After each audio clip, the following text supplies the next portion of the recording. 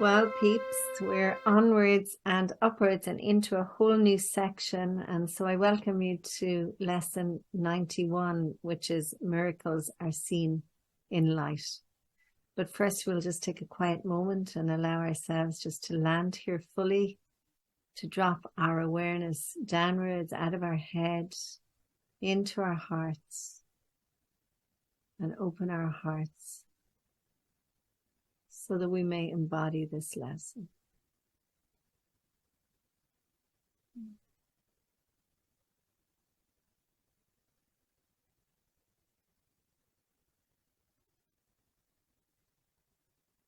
We begin this day in gratitude. We open our hearts and we surrender to love. We ask love to lead the way through the minutes and the hours of this new day. We welcome joy, fun, and abundant prosperity. We recognize that all encounters are wholesome and that all experiences can be met with a peaceful heart that is anchored in the truth that we are one, that we are love, and that we are free. And so we release these words and let it be. Okay, so miracles are seen in light. It is important to remember that miracles and vision necessarily go together. This needs repeating and frequent reminding. It is a central idea in your new thought system and the perception that it produces. The miracle is always there. Its presence is not caused by your vision, and its absence is not the result of your failure to see. It is only your awareness of miracles that is affected. You will see them in light, and you will not see them in the dark.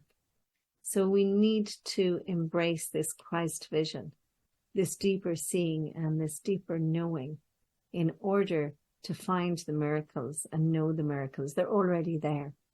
But we want to have gnosis of a miraculous life.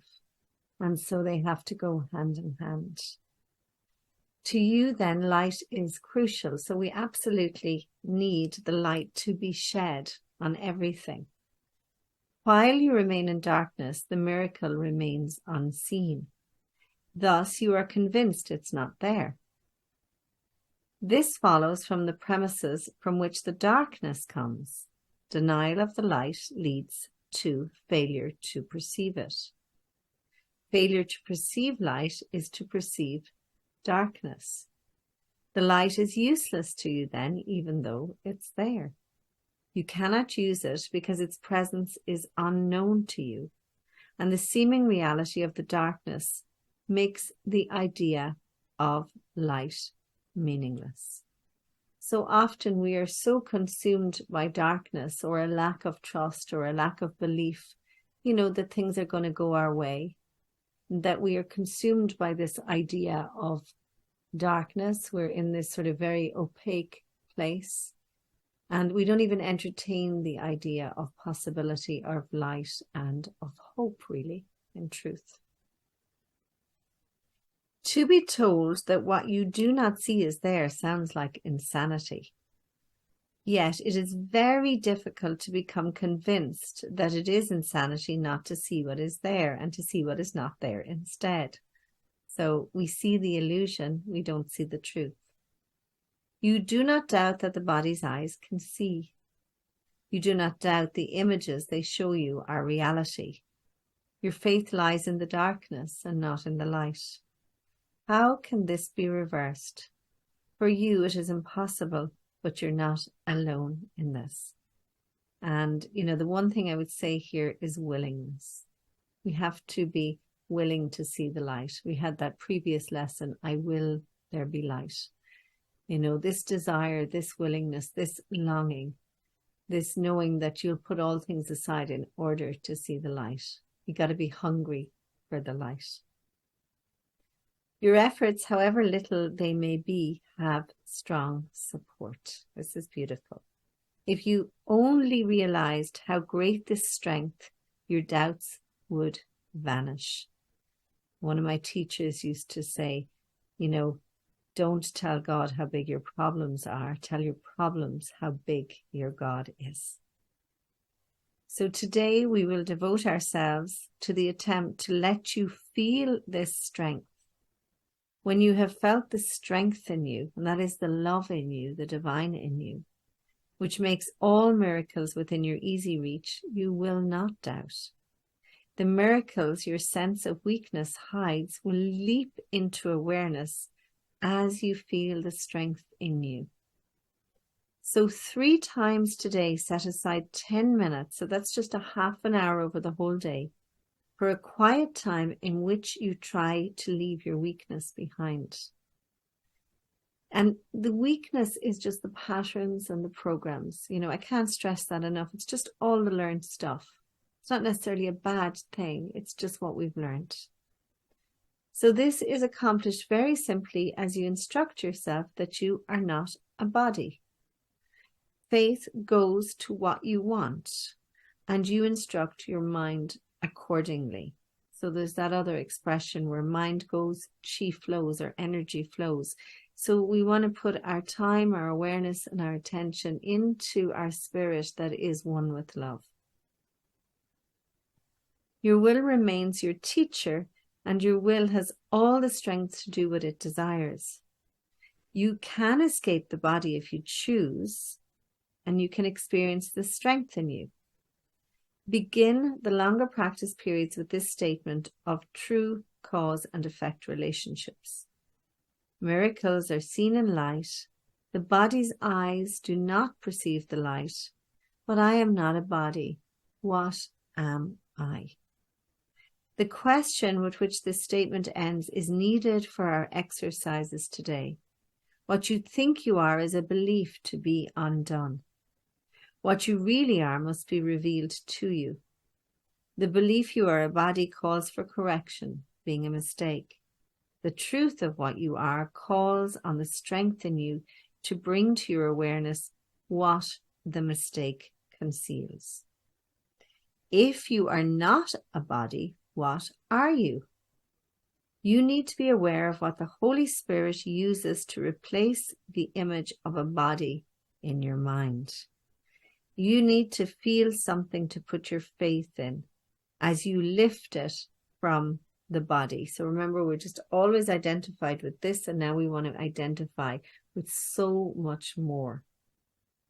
So you need a real experience of something else, something more solid and more sure, more worthy of your faith, and really there. So if you're not a body, what are you? Ask this in honesty, and then devote several minutes to allowing your mistaken thoughts about your attributes to be corrected and their opposites to take their place. So you can say, for example, I am not weak, but strong. I am not helpless, but all powerful. I am not limited, but unlimited. I am not doubtful, but certain. I am not an illusion, but a reality. I cannot see in darkness, but in light. And just pick a few of those statements that really resonate with you and repeat them over and over. In the second phase of the exercise period, try to experience these truths about yourself. Concentrate particularly on the experience of strength. Remember that all sense of weakness is associated with the belief that you are a body, a belief that is mistaken and deserves no faith. Try to remove your faith from it, if only for a moment. You will be accustomed to keeping faith with the more worthy in you as we go along. So again, we're in a learning process, we're in an unfolding. So don't worry if you don't get this straight away or you don't believe this straight away. Be where you are. It's okay, but do the practice. Relax for the rest of the practice period, confident that your efforts, however meager, are fully supported by the strength of God and all God's thoughts. It is from them that your strength will come. It is through their strong support that you will feel the strength in you. They are united with you in this practice period, for in which you share the purpose like their own. Theirs is the light in which you will see miracles, because their strength is yours. Their strength becomes your eyes that you may see. So 5 or 6 times an hour at reasonably regular intervals, remind yourself that miracles are seen in light. Also, be sure to meet temptation with today's idea. This form would be helpful for such a special purpose. Miracles are seen in light. Let me not close my eyes because of this. So my favorite part here is when we get to ask the question. So if I'm not the body, if I'm not recognizing myself as the body, and yeah, the body's here as well, and we don't have to totally ignore it, but we have to recognize that we're so much more than that. So miracles are seen in light. The body's eyes do not perceive the light, but I'm not a body. So what am I? So this is what we're taking into our meditation. What am I? Or you could use who am I, which they use in a lot of the Vedanta traditions. Who am I? What am I? So let's just drop in and just begin to ask that question. If I'm more than just this body, and I'm only using these eyes, and there's so much more to know, what is it? What am I not knowing? What am I not seeing? So let's close our eyes and drop in.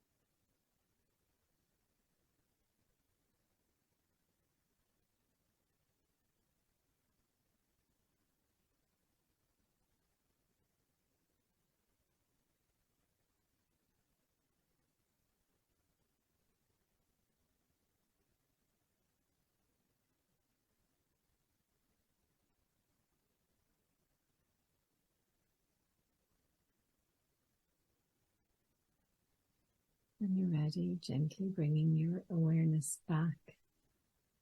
So when I dropped in there, instead of asking, who am I or what am I? It's that you are that all-pervading, all-knowing God self, one with love, one with God. And to tap into it, they were the words I heard, tap in, tap in, tap in. Many years ago, growing up in Limerick, my cousin showed me how to tap phones.